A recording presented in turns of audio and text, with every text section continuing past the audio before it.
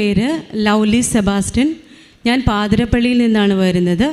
ഞാൻ ഉടമ്പടി എടുത്തത് 2022 ഒക്ടോബർ മാസത്തിലാണ്. ഞാൻ ഒരു ടീച്ചറായിട്ട് വർക്ക് ചെയ്യുന്ന ആളാണ്. ഒരു 10 വർഷമായിട്ട് ഞാൻ പല പ്രൈവറ്റ് സ്കൂളുകളിലാണ് വർക്ക് ചെയ്തുകൊണ്ടിരുന്നത്.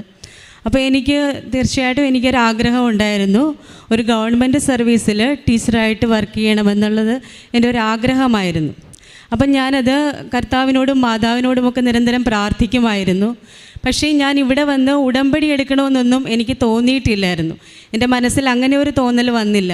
പക്ഷേ എൻ്റെ ചില അടുത്ത റിലേറ്റീവ്സും ചില സുഹൃത്തുക്കളും എന്നോട് ഇവിടെ വന്ന് ഉടമ്പടി എടുത്തതിൻ്റെ ഭാഗമായിട്ട് അവർക്കുണ്ടായ അനുഗ്രഹങ്ങളെക്കുറിച്ചൊക്കെ പറഞ്ഞപ്പോൾ ഞാനും ഓർത്ത് ഇവിടെ വന്ന് ഒരു ഉടമ്പടി എടുത്ത് മാതാവിനോട് പ്രാർത്ഥിക്കാം, അപ്പം മാതാവ് എനിക്കത് സാധിച്ചു തരുമായിരിക്കുമെന്ന് എനിക്ക് തോന്നിയായിരുന്നു. അപ്പം എനിക്ക് ഒരു PSC ലിസ്റ്റിലുണ്ടായിരുന്നു. അത് മെയിൻ ലിസ്റ്റ് അല്ലായിരുന്നു, സപ്ലിമെൻ്ററി ലിസ്റ്റായിരുന്നു. അപ്പോൾ അത് ആർക്കും അത്ര പ്രതീക്ഷയില്ല. സപ്ലിമെൻ്ററി ലിസ്റ്റിൽ വന്നു കഴിഞ്ഞാൽ നമുക്ക് ജോലി കിട്ടണമെന്ന് നിർബന്ധമൊന്നുമില്ല. മെയിൻ ലിസ്റ്റിൽ വന്നാൽ പോലും ജോലി കിട്ടണമെന്ന് യാതൊരു നിർബന്ധവുമില്ല. അപ്പം ഞാനിവിടെ വന്ന് 2022 ഒക്ടോബർ മാസം ഉടമ്പടി എടുത്തതിന് ശേഷം അത് മാതാവിനോട് നിരന്തരമായിട്ട് പ്രാർത്ഥിക്കുമായിരുന്നു.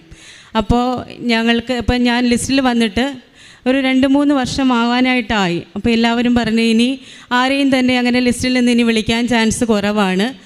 അഥവാ വിളിച്ചാലും അത് അത്ഭുതമായിരിക്കും വിളിക്കുന്നത്. മിക്കവാറും ലിസ്റ്റ് ക്യാൻസലായി പോകാനൊക്കെ ആയിട്ടുണ്ട്. അപ്പോൾ അതുകൊണ്ട് ലിസ്റ്റ് മിക്കവാറും ക്യാൻസലായി പോകും, ഇനിയുള്ള ഉദ്യോഗാർത്ഥികൾക്ക് ജോലി ലഭിക്കാൻ ചാൻസ് ഇല്ല എന്നാണ് പറഞ്ഞത്. അപ്പോൾ എനിക്ക് ഒരു വിഷമം തോന്നി. ഇപ്പോൾ എനിക്കും സപ്ലിമെൻ്ററി ലിസ്റ്റിലാണ് കിടക്കുന്നത്. അപ്പോൾ എനിക്ക് ചിലപ്പോൾ കിട്ടില്ല എന്നുള്ള ആ ഒരു രീതിയിൽ തന്നെയാണ് ഞാൻ നിന്നത്. എന്നാലും പ്രാർത്ഥനയൊന്നും മുടക്കിയില്ല, മാതാവിനോട് പ്രാർത്ഥിച്ചുകൊണ്ടിരുന്നു. അപ്പോൾ ഈ ഡിസംബർ മാസം അറിഞ്ഞു, എനിക്ക് തൊട്ട് മുൻപുള്ള ആ ഒരു കുട്ടിക്ക് ഒരു ചാൻസ് വന്നിട്ടുണ്ട്, അതിന് ചിലപ്പം കിട്ടാൻ ചാൻസ് ഉണ്ട്. പക്ഷേ ആ കുട്ടിക്ക് എന്തെങ്കിലും വേറൊരു ജോലി കിട്ടിപ്പോയാൽ എനിക്കത് ചാൻസായിട്ട് വരും, അതിന് വേറൊരു ജോലി കിട്ടിയാൽ മാത്രം.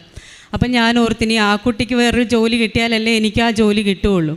അപ്പം ഞാനത് പ്രാർത്ഥിച്ചു, മാതാവേ ആ തടസ്സം ഒന്ന് നീക്കിത്തരണേ എന്ന് മാതാവിനോട് പ്രാർത്ഥിച്ചായിരുന്നു. അപ്പോൾ ഞാനത് കഴിഞ്ഞപ്പോൾ അറിഞ്ഞു ആ കുട്ടിക്ക് ഹൈസ്കൂൾ അസിസ്റ്റൻ്റായിട്ട് HSAയിൽ ആ കുട്ടിക്ക് ജോലിയിൽ പ്രവേശിച്ചു. അപ്പോൾ ആ കുട്ടിക്ക് ആ ജോലി വേണ്ട എന്നുള്ളത് ആ കുട്ടി അവിടെ എഴുതി കൊടുത്തു. അപ്പോൾ അതിൻ്റെ ഫലമായിട്ട് ആ ചാൻസ് എനിക്ക് വന്നു. അങ്ങനെ 2023 ജനുവരി 24 ഞാൻ ടീച്ചറായിട്ട് ഗവൺമെൻറ് സ്കൂളിൽ ജോയിൻ ചെയ്തു.